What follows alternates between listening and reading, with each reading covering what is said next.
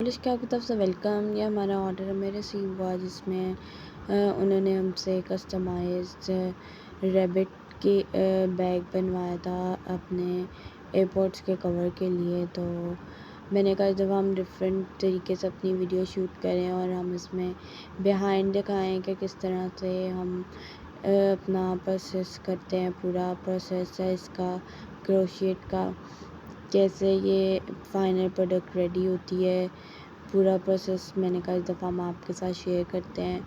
और हम लोग साथ साथ बिज़ी थे बहुत, हमारा स्टॉल्स की भी प्रिपरेशन चल रही है। तो आप लोग 14 अगस्त को केनाल रोड पे ग्रैंड आर्ट्रियम में 14 अगस्त का स्टॉल लग रहा है, तो आप लोग उधर आके हमारा स्टॉल लाइव विज़िट कर सकते हैं। डिफरेंट तरह की उसमें वैरायटी होगी और हमें अपनी दुआओं में याद रखिए। अल्लाह हाफ़िज़।